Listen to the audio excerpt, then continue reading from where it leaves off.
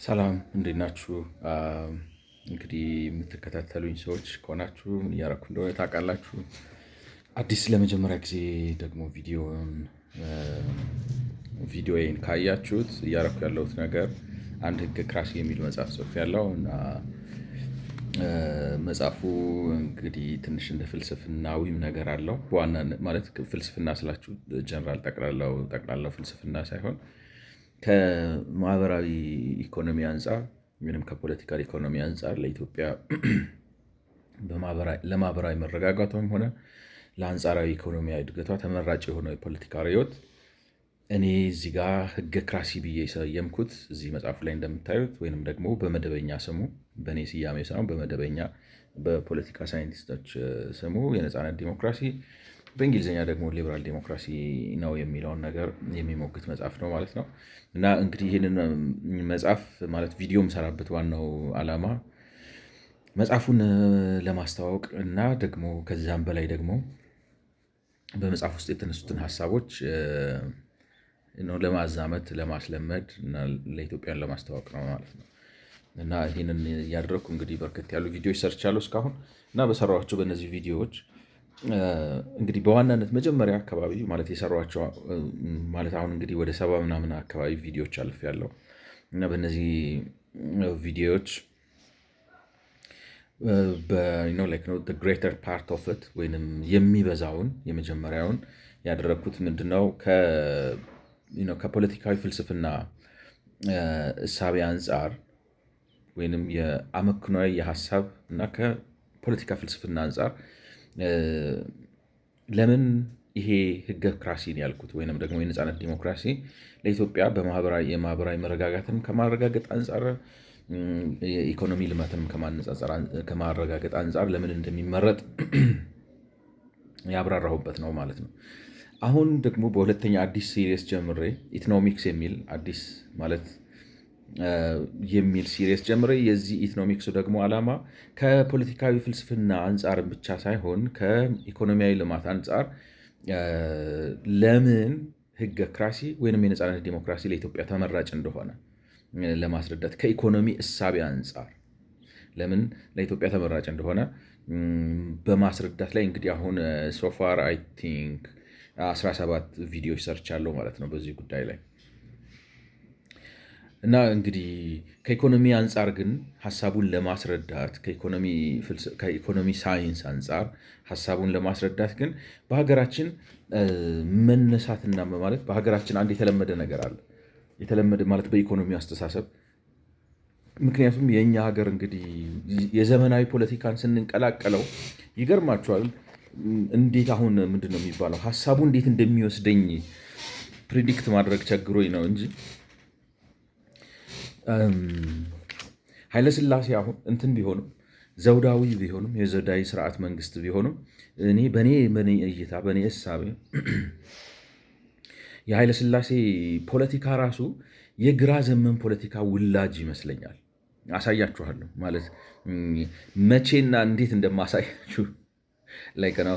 በዚህ ኢኮኖሚክስ በሚለው ሲሪየስ ውስጥ ወይም እንደገና በሌላ ማለት ኢኮኖሚክስ በሌላ የሚለው መመለስ አቅቶኛል። ምክንያቱም እንትን ነው ታውቃላችሁ፣ አንድ የተማርኩት ነገር መጽሐፍ ከመጽሐፍና እንደዚህ ቪዲዮችን ከመስራት የተማርኩት ነገር ምንድን ነው ይገርማችኋል። እናንተ ባሰባችሁት አይሄድም የራሱ ማለት ብዙ ጊዜ አሁን ደራሲዎችና ምናምን ሰምታችኋቸው የምታውቁ ከሆነ እኔ ድሮ አይገባኝም ነበር። ምንድነው የሚቀባጥሩት? አንተ ልቦለድ ደራሲ ሆነና ምንድነው ሲባል ካራክተሯ ነች የመራች ምንድነው የምትቀባጥረው?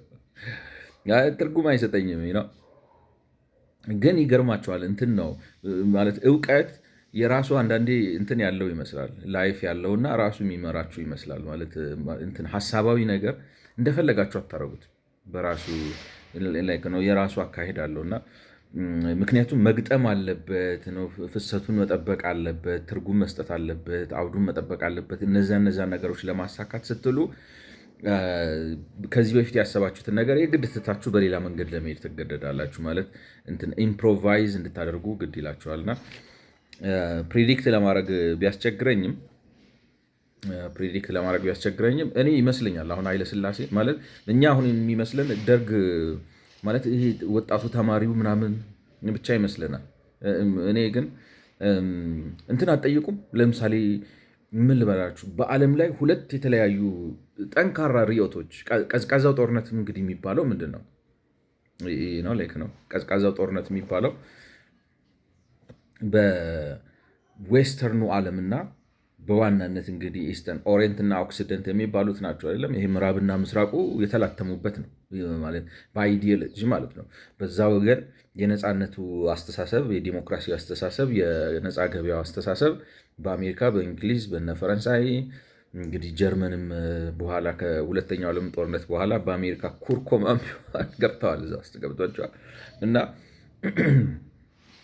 የእነሱ አስተሳሰብ በዚህ በኩል አለ። በዚህ በኩል እንግዲህ የነ ራሻ ማለት በዋናነት በራሻ የበላይነት ከዛ በኋላ በነ ማኦ ዜዱንግ በነ ሆቺሚኒ ጋሻ ጃግሬነት ደግሞ ያኛው ዓለም አለ እና ሁለቱ ዓለሞች እየተጋጩ ነው ማለት። ሁለቱ ዓለሞች ስላቸው አሁን እንትን ማለት ነው ርዕዮተ ዓለሙን ማለት ነው። እነዚህ ሁለቱ ርዕዮተ ዓለሞች እየተጋጩ ነው እና ለምን ኢትዮጵያ ውስጥ እኛ ደግሞ ምንድን ነበርን መሰላችሁ? መሀል ቤት ነን፣ ጆከር ኒውትራል የሆኑ ሀገሮችን ማለት ከዛኛውም ጋር ለመቀላቀል ከዛኛውም ጋር ለመቀላቀል የሚያስገድደን የሆነ ስፔሲፊክ ነገር የለም የሚጠቅም። ምክንያቱም ቀዳሚዎቻችን ሲኒየሮቻችን እነሱ ናቸው። በማህበራዊ እድገቱም በሉ በኢኮኖሚ እድገቱም ከኛ የሚሻሉት እነሱ ናቸው። መርጠን ነው መሄድ ያለብን። ለምን ኢትዮጵያ ውስጥ ገብቷቸዋል? ለምንድን ነው እንዳለ ማህበረሰቡ ማለት እንዳለ ስላችሁ ሙሉ አይደለም ግን ለምሳሌ አሁን አለማያ ዩኒቨርሲቲን ብታዩት በጣም ቢዩቲፉል ነው የተሰራው፣ በአሜሪካኖች ነው። አዲስ አበባ ዩኒቨርሲቲ ማለት አሁን ሌክቸር ቲያትሮቹ ለምሳሌ 4 ኪሎ ያለው ሌክቸር ቲያትር የአሜሪካኖች ስሬት ነው። ገብቷቸዋል? እና ማለት አሜሪካኖች ተጽዕኖ ነበራቸው የኢትዮጵያ ዩኒቨርሲቲ ስርዓት ውስጥ። እና ለምንድን ነው የምዕራቡ የፖለቲካ ርዕዮት አስተሳሰብ፣ የኢኮኖሚ አስተሳሰብ እንትን ሳይንሳዊ ገጽታው ለምንድን ነው ለኢትዮጵያዎች እንትን መፈጠር ነበረበት ነው የምላችሁ። ምንድን ነው የሚባለው ግራ ዘመምና ቀኝ ዘመም የሚባል ፈርጅ መፈጠር ነበረበት በሀገራችን፣ ግን አልተፈጠረም። ገብቷቸዋል? አልተፈጠረም። የሆነው ምንድን ነው ሳር ቅጠሉ ግራ ዘመም መሰለ። እንትኖች ቀኝ ዘመም የተወሰኑ ሰዎች ነበሩ አልነበሩም አይደለም፣ ግን ቀኝ ዘመም የሚባሉት ማለት እንትን ናቸው። አናያቸውም እኮ በኢትዮጵያ ፖለቲካ ውስጥ በሚገርም ደረጃ ቀኝ ዘመም የሚባል የፖለቲካ አስተሳሰብ አናየም። ቀኝ ዘመም ማለት ቀኝ ዘመም አይ ቲንክ እንግዲህ ኮንቴክስት ማስጠበቅ ያስፈልጋል። ቀኝ ዘመም እና ግራ ዘመም ከሀገር ሀገር እና ይለያያል። ለምንድን ነው የሚለያየው መሰላችሁ? ምንም እንኳን በዋናነት በሀሳብ ደረጃ ተመሳሳይ ቢሆንም እኛ ሀገር አሁን ቀኝ ዘመም ስትሆኑ የምትሆኑት ምን መሰላችሁ? ለምሳሌ የንጉሳዊ ስርዓት ላይ ነው። ምክንያቱም ቀኝ ዘመም ብዙ ጊዜ ኮንዘርቫቲቪዝም ነው ማለት ወግ አጥባቂነት ነው እና ከኢትዮጵያ አውድ አንጻር ወግ አጥባቂ ከሆናችሁ ዘውዳዊ ስርዓት ጥንታዊ ኢትዮጵያ አዳምና ሔዋን እዚህ አባይ ነው የተፈጠሩት ምናምን የሚለው ይሆናል። እንትኑ እንደዚህ አይነት ነገር ውስጥ ነው የሚያስገባችሁ ነው። እንደሱ በሱ ሳይንሱ አይደለም ብላችሁ ያለው ቀኝ ዘመም የአሜሪካው አይነት ለምሳሌ ህይወት፣ ንብረት፣ ነፃነት፣ ዴሞክራሲ ምናምን የሚለው አስተሳሰብ ለምን ሩት አልሰደደም? ገብቷቸዋል? ለምን እንትን አቀንቃኞች አጣ? የሚገርማችሁ አሁን ለምሳሌ እንድሪያስ እሸቴ የአሜሪካን ሀገር የኖረ ሰው ነው አይደለም? እንግዲህ አንዱ ተጽዕኖ ፈጣሪ ነው። ምንድን ነው የሚባለው? ተጽዕኖ ፈጣሪ ማን ነው ስሙ? ዋለልኝ መኮንንን ምናምን ጀግና፣ አንበሳ፣ ተገልባጭ፣ ካራቲስት ምናምን ብለው አደናንቀው ካመጡ ሰዎች እንግዲህ አንዱ ነው አይደለ? ፕሮፌሰር መስፍንም አሜሪካ ማለት መስፍን ወልደ ማርያም አሜሪካ ተመላላሽ ናቸው። ላይክ ነው። ምን ልላችሁ ነው? መንግስቱ ኃይለማርያም አሜሪካን ሀገር ሄዶ ስልጠና የወሰደ ሰው ነው። ሲአይኤ ሲጎበኝ የአሜሪካ ሚሊተሪ፣ የኢትዮጵያ ወታደራዊ ሚሊተሪ ሴንተሮች የተገነቡት እንዳለ የተገነባው የኃይለ ሥላሴ የጦር ኃይል ምናምን የተገነባው በአሜሪካኖች ነው። እና ምን ልላችሁ ነው? ለምን ለምሳሌ ኢትዮጵያ ውስጥ ኃይለ ሥላሴ የቀፈቀፉት ምሁር ለምን ካድሬ ሆነ? አሁን ሲካሰሱ ትሰማላችሁ። ማለት ማን ስም አልጥራና እንግዲህ የደህንነት ባለሙያ ነኝ የደርግ ዘመን ምናምን ምናምን ብለው አንድ ሰው ሲሉ ነበር። ማለት ማን ነው ብርሃነ መስቀል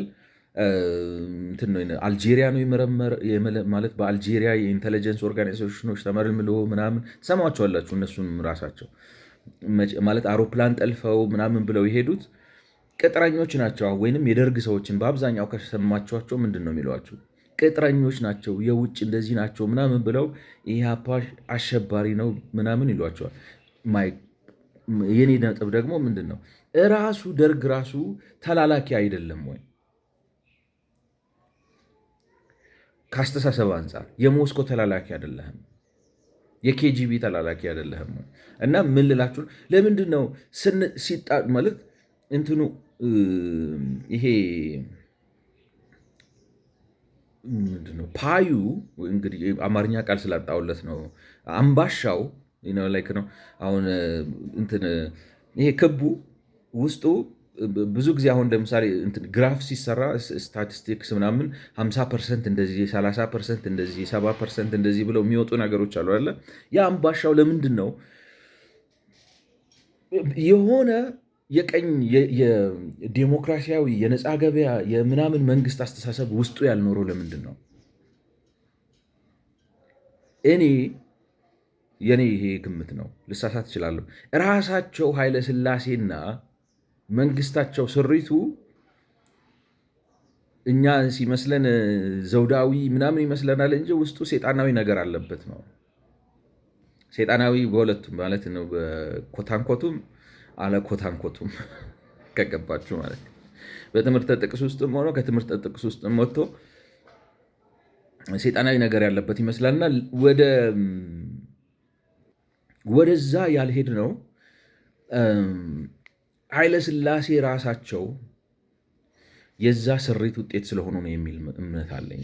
ማለት እንደዛ ነገሩ ታሪኮቹን ስታዩ መጽሐፍቶችን ስታነቡ የራስ ተፈሪያን እንቅስቃሴን ስታዩ መሐሙድ ዱሴ አሊ የሚባሉትን ሰዎች ዱዜ መሐመድ አሊ የሚባለውን ግብፃዊው ምናምን ሰው ስታዩ ማርክስ ጋርቬን ስታዩ ማልከለም ኤክስ ምናምን ስታዩ ኃይለሥላሴ አስበልተውናል እኮ ነው የምላችሁ።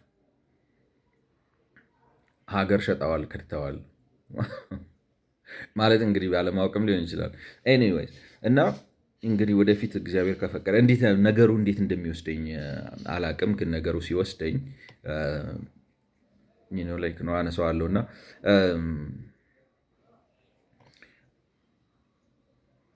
በእኛ ሀገር እንግዲህ መነሻ ወደዚህ ሁሉ ማብራሪያ ውስጥ የገባሁበት ምክንያት ምንድን ነው? በእኛ ሀገር ስለ ኢኮኖሚ ከኢኮኖሚ ሳይንስ አንጻር ሊበራል ዴሞክራሲ የነፃነት ዴሞክራሲ ወይንም ህገክራሲ ተመራጭ እንደሆነ ለማሳየት ስሞክር ወይንም ስትነሱ የሚያጋጥማችሁ ፈተና ምንድን ነው? እንዳልኳችሁ ኢቭን ኃይለ ሥላሴ ራሳቸው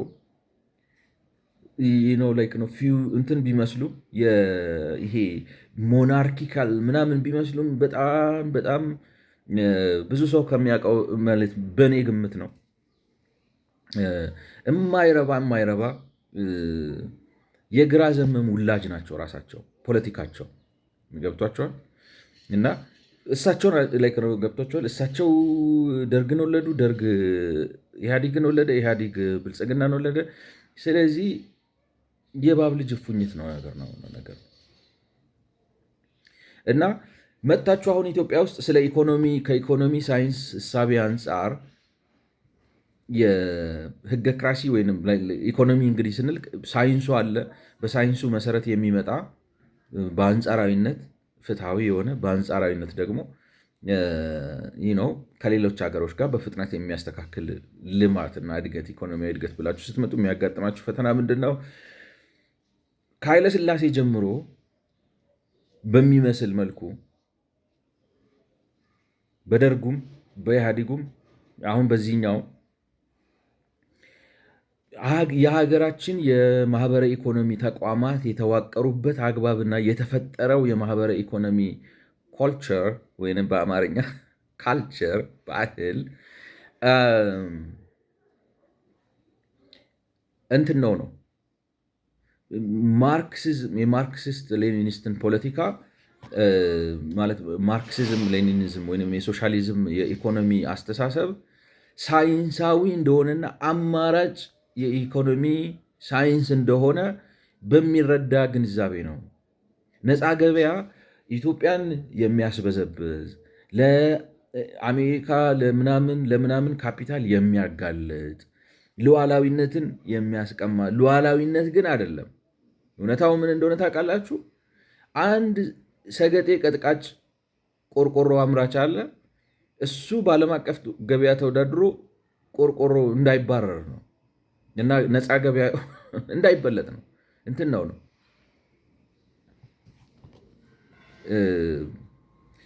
በሀገር ስም ስንፍናን የመሸፈን አባዜ ነው። እሺ ላይክ ነው እስክትችል እንደው እንታገስ እንትን የሚባላል። አሁን ለምሳሌ ፍሌጅሊንግ የሆነ ኢኮኖሚ ሲኖራችሁ፣ ገና የሚያቆጠቆጠ ኢኮኖሚ ሲኖራችሁ አንዳንድ ጊዜ ነው እሱንም ላይክ ነው አንዳንድ ጊዜ እንትን አድርጋችሁ ትዘጋላችሁ። ታሪፍ ምናምን አውጥታችሁ በእንትን አይደለም። አሁን እኮ የእኛ ሀገር እኮ በታሪፍ በምናምን አይደለም እኮ የውጭ ካምፓኒ እኮ እባብ አድርገን እኮ ነው የምናስወጣው፣ እንደ እባብ ቀጥቅጠን ማለት ነው። እና ማለት የሽፍታነት ባህሪ ነው። ላይክ አሁን ሽፍታ ምንድን ነው? ላይክ ነው አይ ዲዘርቭ ኢት ነው እኮ ነው የሚላችሁ። ታውቃላችሁ ማለት አንዳንዴ ትንሽ ተደፋፍረን መነጋገር አለብን። የሽፍታ እሳቤ ምንድን ነው? ክራይ ሰብሳቢነት ነው። መንገድ ላይ ቆመው ይገባኛል ወይንም ደግሞ እንትኑን አምጣ እያለ ጫካ ውስጥ ቁጭ ብሎ ሚስትን አምጣ፣ በግህን አምጣ ምናምን እኮ ነው የሚለው። ለምን ካላመጣ መጥቼ ጉዳት አደርስብሃለሁ ነው። እንደ ሀገርም እንደዚህ ሽፍታ ልንሆን እንችላለን። ይቅርታ ጋር ማለት ነው።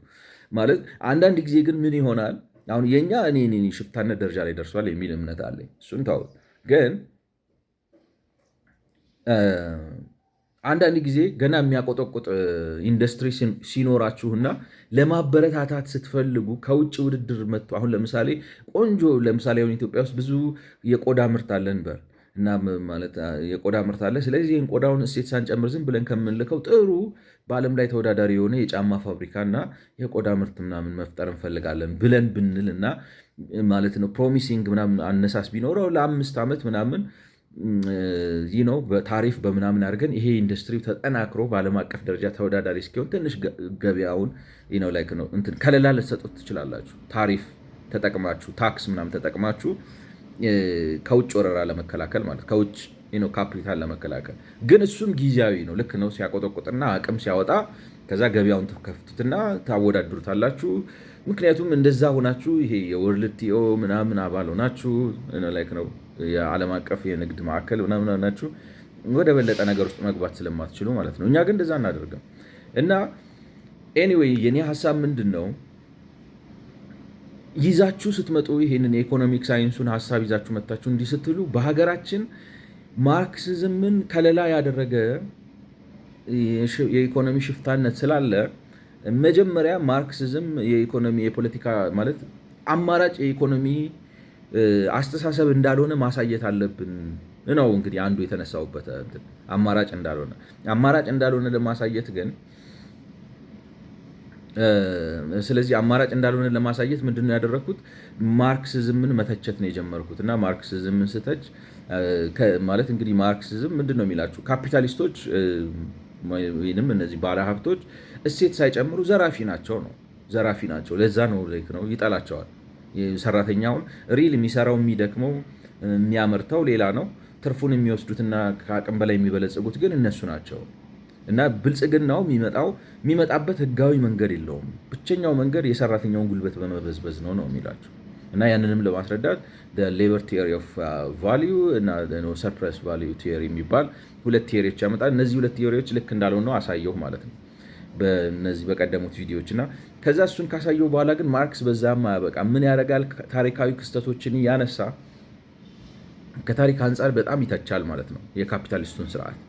እንደዚህ ሆኖ በዚህ ጊዜ እንደዚህ ተከስቶ እንደዚህ ሆኖ ምናምን ብሎ በቃ አንድ ቦታ ላይ የተፈጸመ በካፒታሊስት የተፈጸመ ወንጀል ወይም ጥፋት ወይም ድህነት ወይም ነው ላይክ ነው የኢኮኖሚ አለመረጋጋት ለምሳሌ ሪሴሽን፣ ዲፕሬሽን፣ ኢንፍሌሽን ምናምን ከተከተሉ እነዚህ ነገሮች እንደ ምሳሌ አድርጎ ያቀርብና ካፒታሊዝም የሚያመጣውን መዓት ጉድ ተመልከቱ ብሎ ይተቻል ማለት ነው። እና ይሄንን ትችቱን ግን እንደ ትችት ዝም ብለን አሁን እኛ ለምሳሌ እንትን አእምሯችን ሳይዘጋጅ ወይንም አማራጩን ሳንሰማ ትችቱን ብቻ ከሰማን ልክ እንዴት ይሆናል መሰላችሁ? ፍርድ ቤት ሄዶ አንድን ሰው ሳይከላከል እንደሚከሰው ነው የሚሆነው። ሰውየው እንዲከላከል ሳይፈቀድለት ዝም ብላችሁ ከሳችሁት በቃ ክሱን ብቻ ሰምታችሁ ፍርድ እንደመፍረድ ነው የሚሆነው። ነው ትክክለኛ ፍርድ ለመፍረድ ግን አእምሯችን መጀመሪያ መቃኘት አለበት በሆነ አይነት አስተሳሰብ ሶዛት እውነት ማለት ነው ካፒታሊዝም እውነትም አሰቃቂ መጥፎ ሊሸሽ የሚገባው ስርዓት ነው ወይንስ ደግሞ ችግር ቢኖርበትም ያለው የተሻለ አማራጭ ነው ከሌሎቹ የፖለቲካ እንትኖች የሚለውን ነገር ለመመዘን መጀመሪያ የፓራዳይም ፓራዳይም ሊኖረን ይገባል የሚል ነገር ይህንን እና ይገባልና ስለ ፓራዳይም እያወራው ነው ማለት ነው። እንግዲህ ፓራዳይም ምንድን ነው በአማርኛ ለመተርጎም ትንሽ ተቸግሬ ነበር። አሁንም እስካሁን እየፈለግኩ ነው ማለት ነው።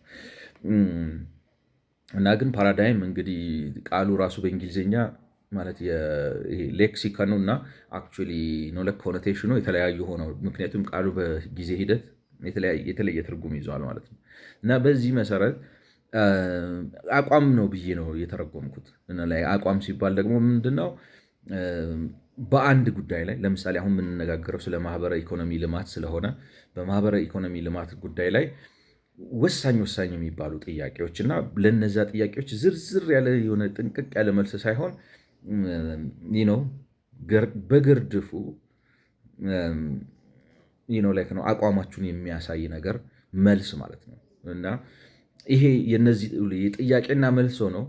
ግን ጥያቄና መልሶቹ በማህበራዊ ጉዳይ ላይ ወሳኝ የሚባሉ ዝም ብሎ የተገኘው ጥያቄ ሳይሆን ዋና ላይ ነው እንትኑን ዳሩን የሚወስኑ የቱ ጋ ነው ይሄ ኮንቱር የሚባለው በእንግሊዝኛ እሱን የሚወስኑ ዋና ጥያቄዎች እና ለእነሱ የተሰጠ ዝርዝር ሳይሆን የሆነ ግርድፍ መልስ ማለት ነው። አንድ ማለት እንግዲህ ቲክታክ ቃል እያገናኘ ነው መሰለኝ። አንድ ሰው ምን ሲል ሰማው? ፍኖተ አእምሮ የሚል ነገር ሲል ሰማው። ፍኖተ አእምሮ ጥሩ ሆነ አገኘሁት። አእምሮ ግን ደግሞ በጣም ሰፋብኝ እና ምናልባት ፍኖተ እሳቤ ቢሆን ወይም ፍኖተ እሳቤ ወይም ፍኖተ ሀሳብ ቢሆን ምናልባት ፓራዳይም የሚለውን ጥያቄ ምክንያቱም ፍኖት ማለት ምን ማለት ነው? ካርታ ነው አይደለም? ካርታ ደግሞ እዚህ ጋር ምልክት አለው፣ እዚህ ጋር ምልክት አለው፣ በዚህ በኩል ትሄዳለህ፣ በዚህ በኩል ትሄዳለህ የሚል ነገር ነው። ስለዚህ ፍኖተ እሳቤ የሚለው ምናልባት ፓራዳይም የሚለውን ጥሩ አድርጎ ይገልጸዋል ብዬ አእምሮ ጠለቀብኝ፣ ሰፋ።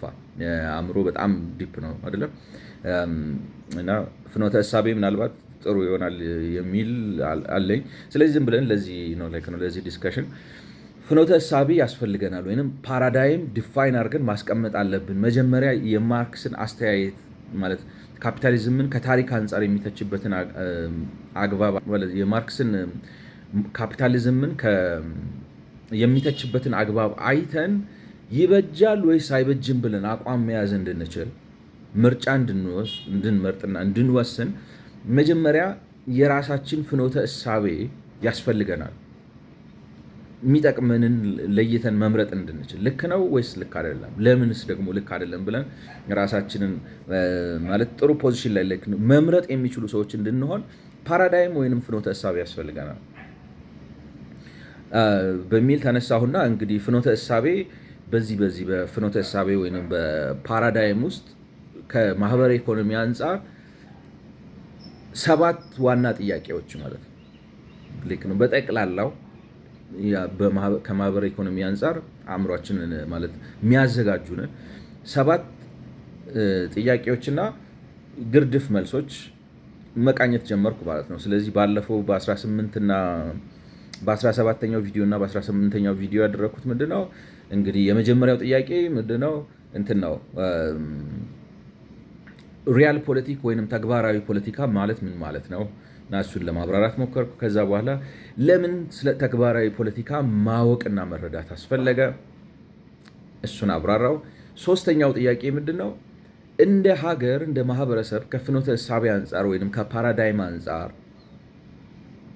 ለምንድን ነው ማለት ይቅርታ፣ ለምንድን ነው ሳይሆን ምን ተግዳሮቶች አሉብን ሪያል ፖለቲክ የሆነን ወይም ተግባራዊ ፖለቲካን ለመተግበር ወይም የተግባራዊ ፖለቲካ ፍኖተ እሳቤ እንዲኖረን በማህበረሰብ ደረጃ እንዲኖረን ምን ተግዳሮት አለብን የሚሉት ነገሮች አነሳው እና ይሄ እንግዲህ ጠቅላላ ያለ ጥያቄ ስለሆነ በውስጡ 5 ጥያቄዎች አሉ። የመጀመሪያው ጥያቄ ዳተኝነት አለብን ብዬ ዳተኝነታችን እንዴት እንደሚገለጽ ለማብራራት ሞከርኩ ማለት ነው። ዛሬ ማወራው ሌላው ችግራችን ማለት ያለብን ተግዳሮት ተግባራዊ ፖለቲካን በሀገር ደረጃ እንዳናራምድ ማለት ፍኖተ ምንድን ነው የፍኖተ እሳቢያችን የተግባራዊ ፖለቲካ ወይም ሪያል ፖለቲክ እንዳይሆን ተግዳሮት የሆነብን ነገር ምንድን ነው?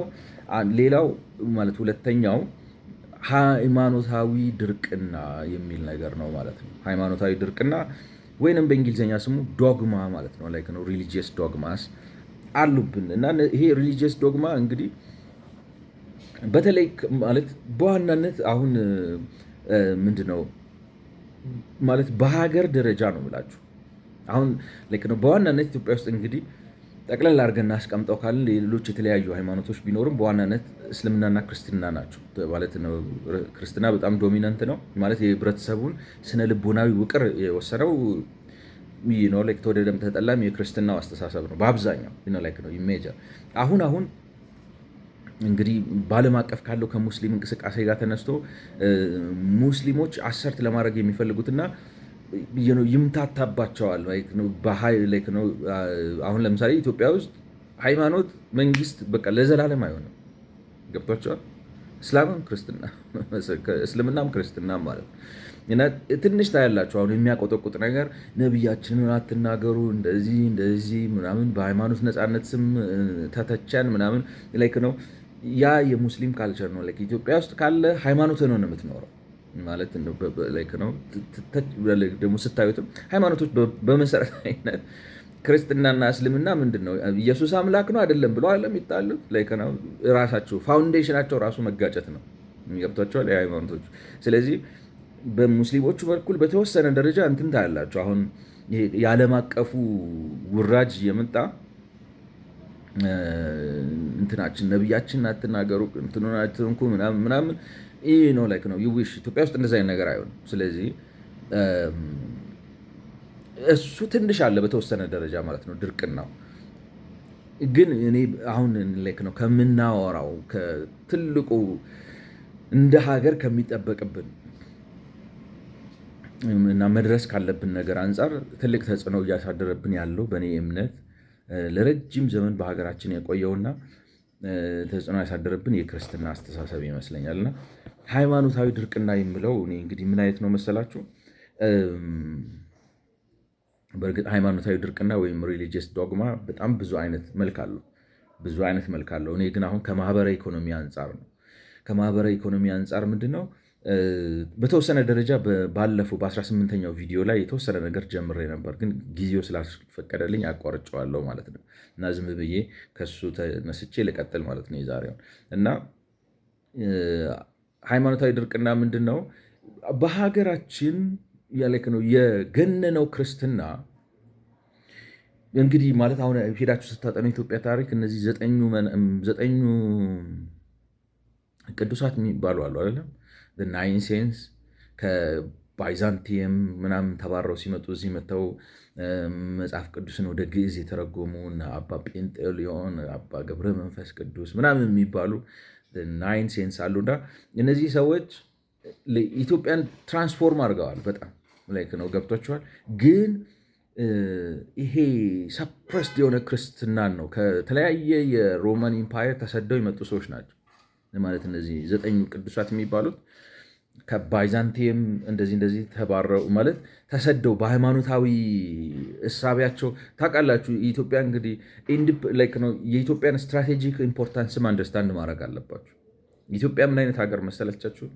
በዛ በጥንታዊ ዓለም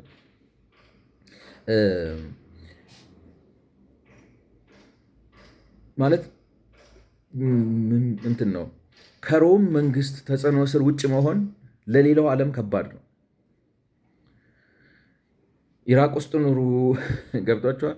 ፐርዥያ ኑሩ፣ ሲሪያ ውስጥ ኑሩ፣ እስራኤል ውስጥ ኑሩ፣ ግብፅ ውስጥ ኑሩ፣ ሰሜን አፍሪካ ኑሩ፣ አውሮፓ ውስጥ ኑሩ ምናምን የሮማን ኢምፓየር በጣም ሰፊ ስለነበር ከሮማን ኢምፓየር የተጽዕኖ ክልል ውጭ ሆናችሁ ወይንም ከሌላው ህዝብ የተጽዕኖ ክልል ውጭ ሆናችሁ በአንጻራዊነት ፍትሐዊ አስተዳደርና መንግስት ያለበት ማህበረሰብ ማግኘት አትችሉም። ስለዚህ ሰዎች ከትልልቆቹ መንግስታት ጋር ለምሳሌ አሁን በሂጅራ የሚባለው የመጀመሪያው ሂጅራ የነቢዩ መሐመድ ተከታዮች እኮ ወደ ኢትዮጵያ የመጡት ለምንድን ነው? መሸሽ የሚቻልበት ቦታ ነው። ማስጠለል ይችላል። ማስጠለል አሁን ዝም ብሎ የሚመጣ ነገር አለ። አስተዳደር አለ፣ መንግስት አለ፣ ፌርነስ አለ፣ መኖርም ይቻላል። በልታችሁ ጠጥታችሁ ሰርታችሁ። ስለዚህ የሆነ መነሳት የሚችል የሆነ ጠንካራ መንግስት አለ። አክሱማይን ኢምፓየር ዝም ብሎ ቀላል ነገር እንዳይመስላችሁ የሆነ አቅም ያለው ነገር ነው። እና ሲሰደዱ ከዛ እነዚህ 9 እንትኖች እዚህ መጥተዋል። እዚህ መጥተው ግን በጣም መንፈሳዊ ተጽዕኖ ስለነበራቸው ያስተዋወቁን አይነት የክርስትና አይነት ማለት ከዋናው ክርስትና ተሰደው ስለመጡ በአንድ በኩል ጥቅም አለው ማለት እንግዲህ አውሮፓኖች የገቡበት አስከፊ ጨለማ ውስጥ እንዳንገባ አድርገውናል። በአንድ በኩል ነው የምላቸው። በሌላ በኩል ግን ደግሞ ያመጡብን አንዳንድ ችግሮች አሉ እና እነሱ ስለመጡ ይመስላል እና የነሱ ማለት ፋውንዴሽኑን ምንም እንኳን አባ ሰላማ ቢሆንም የኢትዮጵያን ክርስትና ያስጀመረው ማለት ፍሬምናጦስ ግን እሱን ተከትለው የመጡትና ከፍተኛ ተጽዕኖ የነበራቸው እነዚህ 9 ናይን ሴንስ ነው በእንግሊዝኛ። በአማርኛ እንዴት ነው የምንላቸው? 9 መንፈሳውያን 9 ቅዱሳን ስለሆነ የኢትዮጵያን ክርስትና በዋናነት ነው ኢንስቲቱሽናላይዝ ያደረጉት፣ መጽሐፍ የተረጎሙት፣ ያስተማሩት፣ ገዳም የመሰረቱት፣ ገዳሙን ኦልሞስት ዩኒቨርሲቲ ያደረጉት ሰዎች እነሱ ናቸው። ስለዚህ በጣም ተጽዕኖ ያላቸው እና ከሱ የተነሳ ይመስላል እንትነን ክትት ያልነን አሰርት የማድረግ ነገር ወይንም ደግሞ እንትን ይምታታብናል። በትምክትና በራስ የመተማመን ስሜት መካከል ያለው ልዩነት ብዙም ጠርቶ አይወጣለንም። ከትምህርቱ የተነሳ ነው የምላችሁ። ስለዚህ በራስ የመተማመኑ ነገር ገብቷችኋል፣ በጣም የተደበቀ ነው እና ሁል ጊዜ ራሳችንን ወደኋላ የማድረግ ነገር እና ወደፊት ያለ መውጣት በቃ ሀገራዊ ነው። ራሳችሁንም አይታችሁት ሊሆን ይችላል። ብዙ ሰዎች ኦብዘርቭ የሚያደርጉት ነገር ምንድን ነው ነው ኢትዮጵያዊ እንትን ነው። በነገራችን ላይ አሁን ለምሳሌ ሰው አንጠላም፣ ገብቷቸዋል።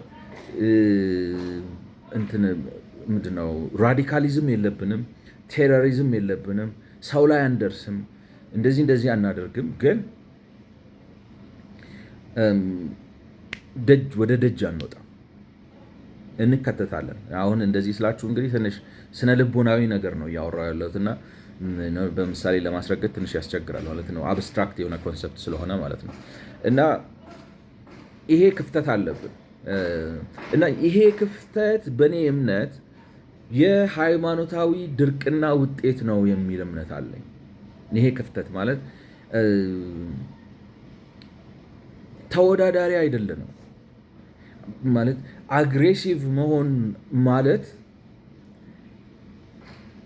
አሁን ለምሳሌ የኢትዮጵያ ሕዝብ ማለት ድንበር ተነካ፣ የውጭ ጠላት መጣ ከተባለ በቃ ማለት ታስነሱታላችሁ። በጣም ደፋር ነው ማለት ለመታገል የሀገር ድንበር የአባቶቹን ርስት ምናምን ለማስጠበቅ በጣም ጀግንነት አለው።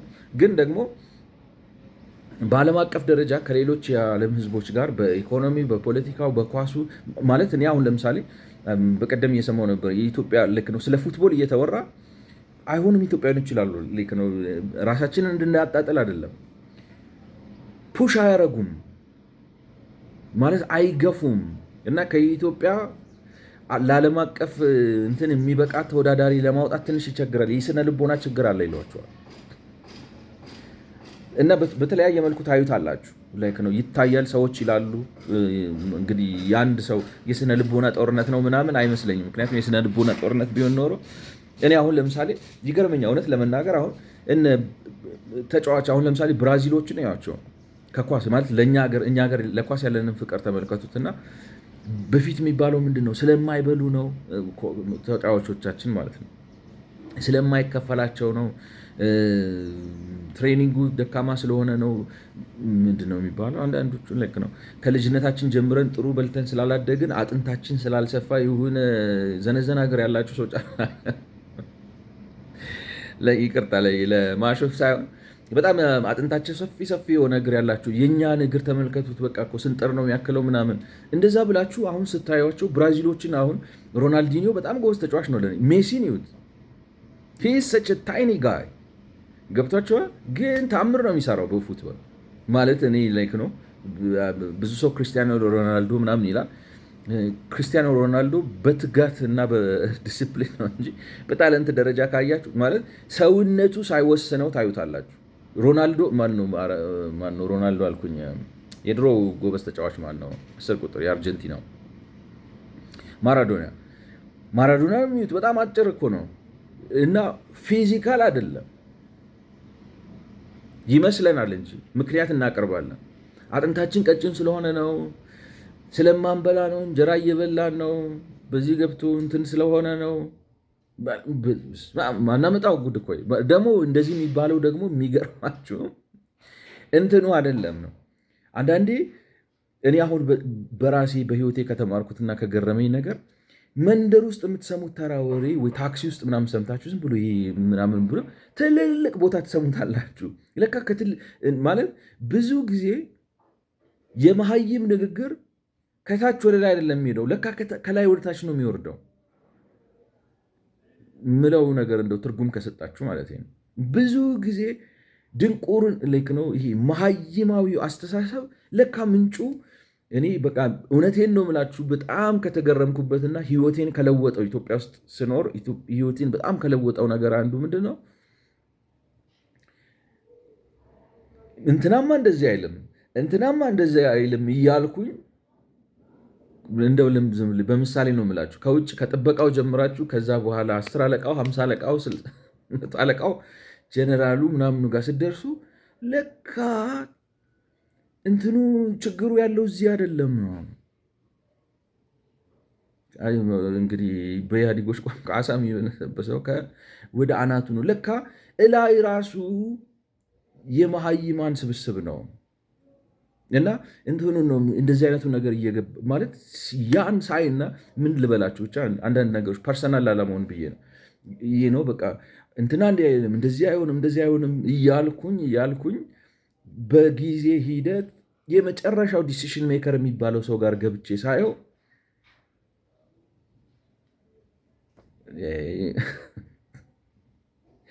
ማለት በቃ ላይ ነው ታለቅሳላችሁ። እውነቴን ነው። እምባ አውጥቼ ላለቅስ እችላለሁ። በቃ አይሆንም፣ ኢትዮጵያ ውስጥ አይሆንም ምናምን ያስብላችኋል። ምክንያቱም እንትኑ እና ምን ልላችሁ ነው፣ አሁን ለምሳሌ እግራችን ቀጭን ስለሆነ ነው እንትን ስለሆነ ነው አመጋገባችን ነው እንጀራው ነው ምናምን የሚለው እኔ እኮ የሚመስለኝ ምንድን ነው ዝም ብሎ ታክሲ ላይ ያለው ሰው ምናምን ገብቷቸው ዝም ብሎ ካፌው ላይ ያለው ዝም ብሎ አለ ዝም ብሎ በቃ ዲስከሽን ባህል ስለው ማለት ምንድን ነው ወሬ ሲያጣ ሰው ዛሬ ፀሐዩ ዛሬ ደመናው ምናምን እንደሚለው ዝም ብሎ እያመጣም እንትን የሚለው ነገር ተዛምቶ መስሎኛል። ለካ ይሄንን የሚያመነጩት ራሳቸው አሰልጣኝ ተብዬዎቹ ራሳቸው ኒውትሪሽኒስት ተብዬዎቹ ራሳቸው እንትኖቹ ናቸው። but the fact is እንዲህ ሜሲ አገር የሚያሾረው በጣም መስኩላር ሆኖ ነው ወይ አይደለም? ማራዶና እንደዚህ ሮናልዲኒዮን ያው በጣም ጃይንት ምናምን ይመስላኝ ነበር። እዩት አሁን ሮናልዲኒዮ በጣም ትልቅ የሚባል ሰው አይደለም። በጣም ብዙ የኢትዮጵያ ፉትቦለሮች ከሱ ጋር ይመጣጣናሉ እና ምንድነው ልላቸው የፈለኩት ነው ፕራይመርሊ እንትን ይመስለኛል ስነ ልቦና ይመስለኛል። ስነ ልቦናው ያደግንበት ነው መሰረት የጣለበት ሃይማኖታዊ ድርቅናው ዶግማው አግሬሲቭ መሆንን ተወዳዳሪ መሆንን ከእንትን ጋር አምታቶብናል የሚል ፍርሃት አለኝ። ከትምክህት ጋር ቀደም ከማለት ጋር እግዚአብሔር ያውቃል ማለት ጥሩ ነው፣ ገብቷቸዋል። ግን እግዚአብሔር ያውቃል የሚባለው አንተ ለማትወስነው ነገር ነው። አንተ ልታረገው ለማትችለው ነገር ነገ ምን እንደሚሆን አታውቅም። እግዚአብሔር ያውቃል የነገውን እውነት ነው፣ ገብቷቸዋል።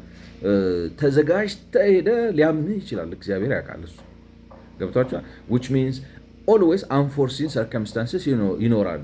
ነገር ግን ኮንፊደንት ሆነ ማለት ኳስ ታሸንፋለህ ስትባል ለትዕቢት ወይንም ደግሞ ለድርቅና ሳይሆን ከዝግጅት ተነስተህ ከውስጥ የሚወጣ አዎ አሸንፋለሁ የሚል እምነት መፈጠር አለበት። ያ ግን እንዳይፈጠር ሃይማኖታዊ ድርቅናው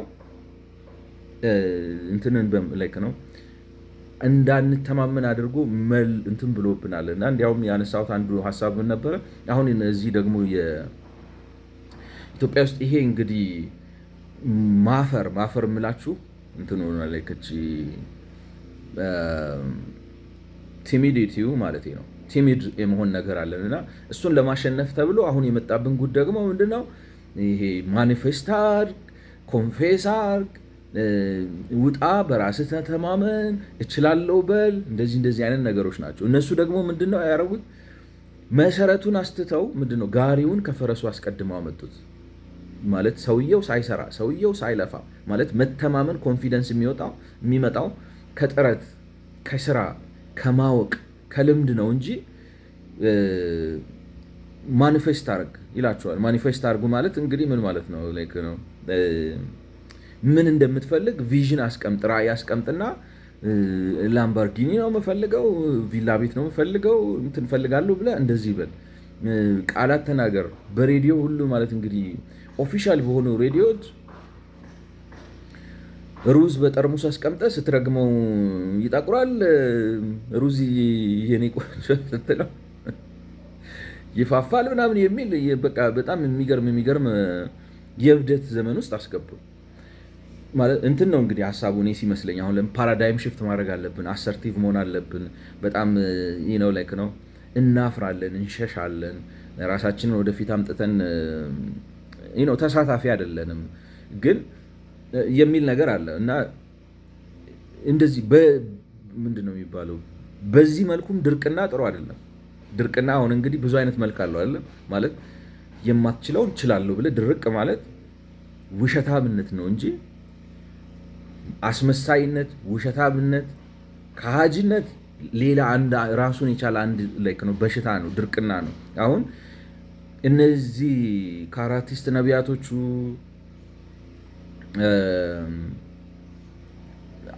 ማህበረሰብ ምንድን ነው የሚባለው?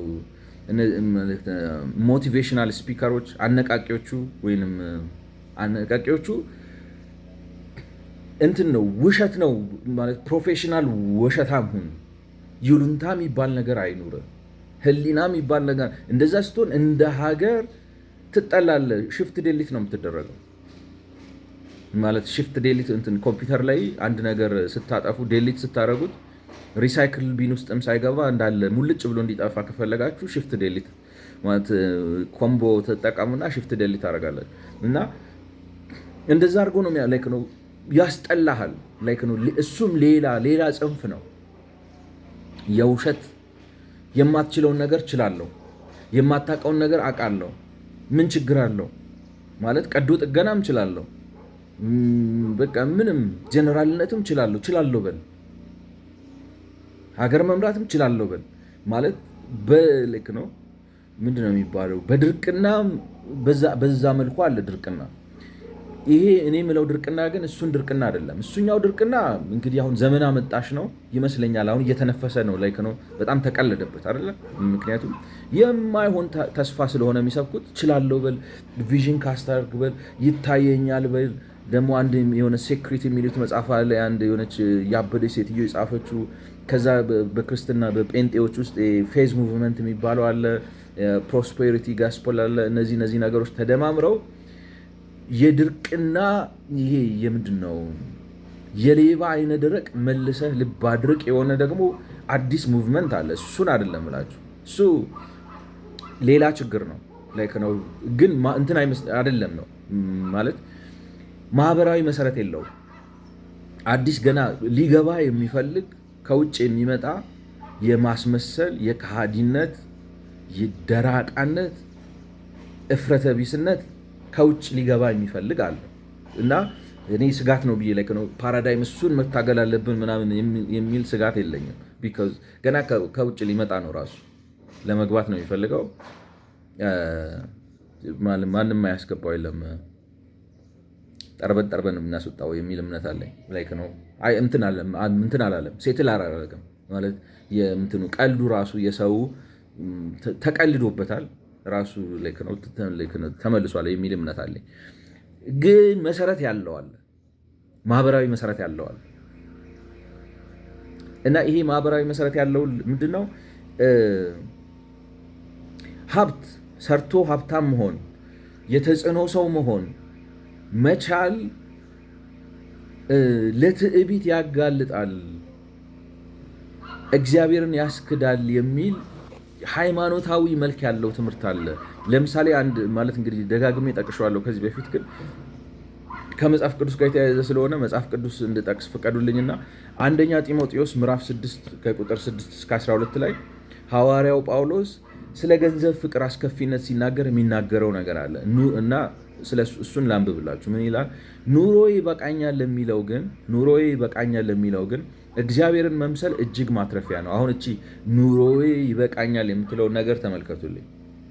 ወደ ዓለም ምንም እንኳን አላመጣንምና አንዳችም ልንወስድ አንችለንም። ምግብና ልብስ ከኖረን ግን እርሱ ይበቃናል። አሁን ኢዮብ ላይም እንደዚህ አይነት ነገር ታያላችሁ። ራቁቴን መጣሁ ራቁቴን ሄዳለሁ ምናምን ይላል ማለት ሁሉ ነገር ሲወድምበት። ግን መጽሐፍ ቅዱሱ ታሪኩን እንግዲህ በጅማሬው ካልተወሰናችሁና መጨረሻው ካያችሁ ራቁቱን ሄደው እግዚአብሔር እንዲያውም 2 እጥፍ ሰጠው አይደለም የሚለው ከጠፋበት በላይ ማለት ራቁቱን ቢመጣም ራቁቱን አልሄደም ማለት ኦፍኮርስ ሲሞት ራቁቱን ነው የሚሄደው። ሊለብስም ይችላል ችግር ለመቃብር ሲሄድ ግን ያቺ አሁን ለምሳሌ ምንድነው ብዙ ሰው ኢዮብ ብለዋል ብለው እዛ ጋር ይቆማል። ራቁቴን መጣሁ ራቁቴን ሄዳለሁ፣ እግዚአብሔር ሰጠ እግዚአብሔር ነሳ። ግን እዛ ጋር ነው እንዴ ታሪኩ የሚያቆመው? አይደለም። እግዚአብሔር ራሱ ዝም ብለህ ማታውቀውን አትለፍልፍ እኮ ነው። መጨረሻ ላይ የኢዮብን መጽሐፍ ካነበባችሁ ዝም ብለህ አትለፍልፍ፣ እንደዚህ ነው ያለው። ሊትራሊ ዝም ብለህ አትለፍልፍ፣ ዝም በል እንደዛ ነው ያለው። እና እሱ ራሱ እጄን ባፌ ጭናለሁ እኮ ያለው ለዛ እኮ ነው። በጣም ታወራለህ፣ በጣም ወሬ አለብህ። እውነት እንደዛ ነው ያለው እግዚአብሔር። ዝም ብለህ ትለፈልፋለህ። እና እሱ ራሱ ምን አለ? በቃ አዎ ለፍልፍ ያለው አለ። በቃ መከራዬን ያስለፈለፈኝ ግን ይቅርታ እጄን ባፌ ላይ ጭናለሁ አለ እና እግዚአብሔር መልሶ ሰጠው ይላል። እና ምን ልላችሁ ነው? እቺ አለ የሆነ የሚሳልብን ነገር አለ ውስጣችን እና ወደ ዓለም ምንም እንኳን አላመጣንም አንዳችም ልንወስድ አይቻለንም። ምግብና ልብስ ከኖረን ግን እርሱ ይበቃናል ይላል እንግዲህ ጳውሎስ ማለት ነው። ዳሩ ግን ባለጠጎች ሊሆኑ የሚፈልጉ በጥፋትና በመፍረስ ሰዎችንም በሚያሰጥምና በሚያሰንፍ በሚጎዳም በብዙ ምኞትና በፈተና ወጥመድ ይወድቃሉ ይላል። እና ገንዘብን መውደድ የክፋት ሁሉ ስር ነውና አንዳንዶች ይህን ሲመኙ ከሃይማኖት ተሳስተው በብዙ ስቃይ ራሳቸውን ወጉ ይላል። እና ምንድነው አሁን እዚህ ጋር የሚለው እንግዲህ እንዳልኳችሁ አሁን መጽሐፍ ቅዱስ ኮንቴክስት አለው፣ አውድ አለው። ግን ጠል አድርጋችሁ ማንበብ በጣም መጥፎ ነው፣ ያጠፋል። ልክ አሁን ለምሳሌ ኢዮብን እንዳየነው ራቁቴን መጣሁ ራቁቴን ሄዳለሁ፣ እግዚአብሔር ሰጠ እግዚአብሔር ነሳ። በቃ ማይወደው ልክ ነው። ሰው ሁሉ ግድግዳው ላይ ሁሉ ይለጥፋል፣ ታክሲ ላይ ምናምን ይለጥፋል። ያ ግን ኢዮብ ተማሮ ማለት በመከራ ቀን ያወራውን ንግግር እንደ ቁም ነገር መውሰድ የለብም። ሰው ላይ ነው ሲናደድ ዞር በልልኝ ካላችሁ ይጠላኛል እንደማለት አይነት ነገር አይደለም። እንደዛ አይደለም። እግዚአብሔር እንዳልኳችሁ መጨረሻ ላይ ሲመጣ በጣም ወሬ አለብህ ዝም በል ነው ያለው። በጣም ወሬ አበዛ፣ ሁሉን ነገር ምን አውቃለሁ ምናምን ብሎ እሱ ራሱ እጄን ባፌ ላይ ጭናለሁ እስኪል ድረስ ዝም ነው ያስባለው። ከዛ በኋላ ነው የተመለሰው እና አሁን ይህንን ስታነቡት ለምሳሌ እንደዚህ አይነት ብዙ የመጽሐፍ ቅዱስ ክፍሎች አሉ። ስናነባቸው የሚመስለው ምንድን ነው? ኑሮ ይበቃኛል ማለት እግዚአብሔር ጽድቅን፣ መንግስቱን፣ እሱን ብቻ እሹ፣ ወዲያ ዓለም ምንም አላመጣንም፣ ምንም አልንወስድም። ባለጠጋ ሊሆኑ የሚፈልጉ በቃ በብዙ ምኞት ተይዘው በወጥመድ ይወድቃሉ። ስለዚህ ቀደም ቀደም አትበል ትሆናለህ ደም በደም እያለን ነው። ገብቷችኋል? ዊዝደም አለው አንዳንዴ፣ እውነት ነው። ዝም ብለህ ሳትዘጋጅ ሄደህ ደረትን አትስጥ። እንዳልኳቸው አሁን እነዚህ አዲስ ሊመጣ የፈለገው ይሄ የድርቅናው ካልቸር፣ ሌባ አይነ ደረቁ ካልቸር ማለት ነው። እሱ ሊመጣ ፈልጎ ማለትም አይገባም ነው ቤት በኩል ማለት የኢትዮጵያ ሕዝብ እኮ ሃይማኖተኛ ነው እንጂ እንትን አይደለም፣ መሀይም አይደለም፣ ዳም አይደለም። ይሄ እንትኑ የማሰላሰል አቅሙ በጣም ደካማ አይደለም። እንትን ነው የያዘ ይዞት ነው ላይክ ነው በጣም ዲፕ የሰደደ ካልቸር ይዞት ነው እንጂ ዳም ህዝብ አይደለም፣ ስማርት ህዝብ ነው። እና ይሄ የሃይማኖትን ድርቅና አለብን። ይሄ ድርቅና እንግዲህ የምላችሁ አሁን ዶግማ ነው ማለት እና ይሄ ዶግማው ምን ያደርጋል? ሀብትን መፈለግ ራስን በስራ እንዳና ማለት ምን ልበላችሁ እግዚአብሔር ያውቃል ብለን ሪዚግኔሽንን አስተምሩ ላይክ ነው እንሳሳታለን። እሱ እኮ ነው ትልቁ ችግሩ። ምንድን ነው እንዳልኳችሁ ነው። አሁን ቢስማርክን አምጥቼ ምሳሌ እንዳስቀመጥኩት አሁን ቢስማርክ ታሪክ እድልም ፈተናም ሰጥቶታል እና ጥንቃቄ ይፈልጋል። ወደዚህም ገደል አለ፣ ወደዚህም ገደል አለ። በዛ በቀጭኑ መንገድ ላይ የመሄድ ጥበብ ይጠይቃል። ገብቷቸዋል?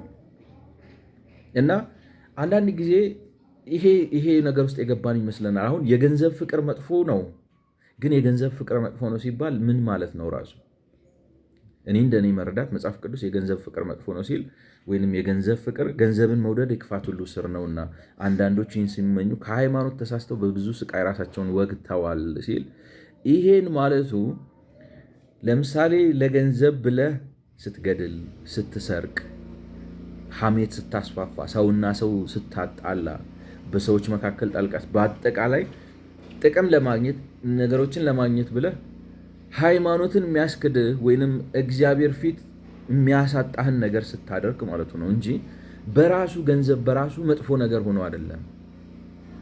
ወይንም ሀብታም መሆን ወይንም ባለጸጋ መሆን ወይንም የተጽዕኖ ሰው መሆን ችግር ኖሮት አይደለም። እና ይሄንን ያለመረዳት ችግር ያለብን ይመስለኛል። ሃይማኖታዊ ተቋሞቻችንም እንትን ነው ክትት እኮ ነው የሚያደርጉን። ገብቷቸዋል?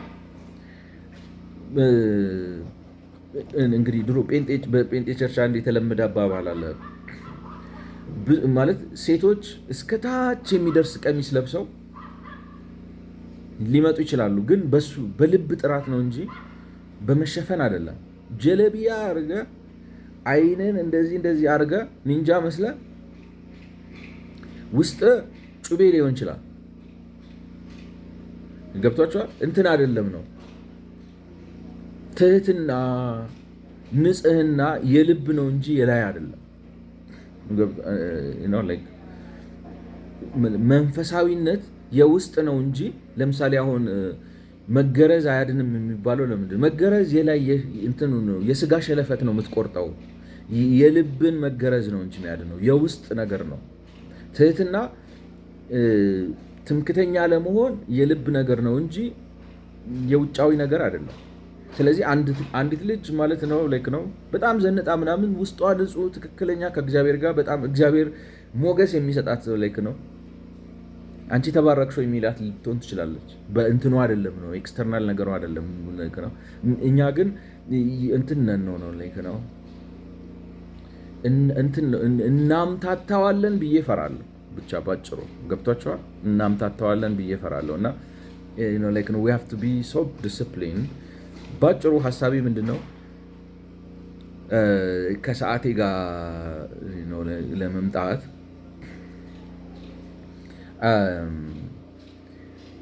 ያለብን አንድ ተግዳሮት ምንድን ነው?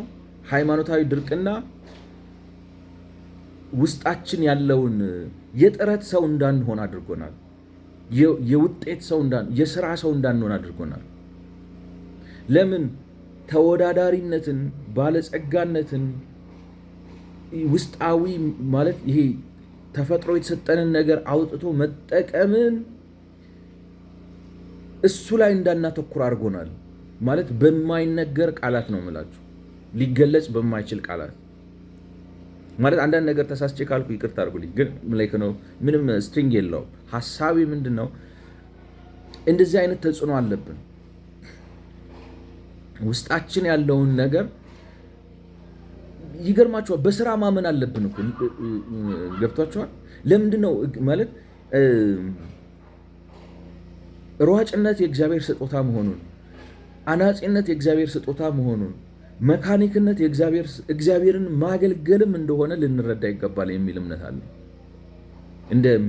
ማለት ተጽዕኖ ስላደረገብን ማለት ቶፕ መካኒክ መሆን፣ በትምህርት በጣም ኤክሰል ማድረግ፣ በማቴማቲክስ በጣም አሪፍ መሆን፣ በፊዚክስ በጣም አሪፍ መሆን፣ በኬሚስትሪ በጣም አሪፍ መሆን ራሱ እንደ መንፈሳዊነት ልንረዳውና በዛ መገለጥ አለብን። ግን ያደግንበት መንፈሳዊ ኢንቫይሮንመንት ዓለማዊ ያስመስሎብናል እነዚህ ነገር የሚል ስጋት አለ። ማለት ዓለማዊነት የሚባለው ነገር ይሄ መንፈሳዊነት የሚባለው ነገር ደርባባ ከመሆን ጋር አምታተነዋል።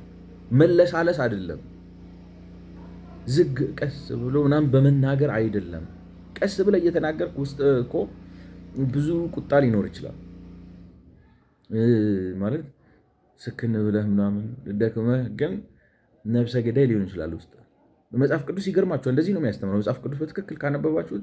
እግዚአብሔር የሰውን ፊት አይቶ እኮ አያድላም ይላችሁ እኮ ለዛ ነው። ለምንድነው የሰውን ፊት አይቶ ባየ አይደለም? መጽሐፍ ቅዱስ የምታነቡ ሰዎች እኮ ናቸው። አይኑ እንዳየ አይፈርድም፣ ጆሮም እንደሰማ አይፈርድም፣ እውነትን ግን ያወጣል። ይገርማችኋል፣ በመምሰል በፍጹም አይደለም። በጣም በጣም በጣም አንድ ሰው መንፈሳዊ ሊሆን ይችላል፣ ቆብ አድርጎ ካባ ለብሶ ምናምን ሲሄድ እየተጎተተ ምናምን ሊሆን ይችላል።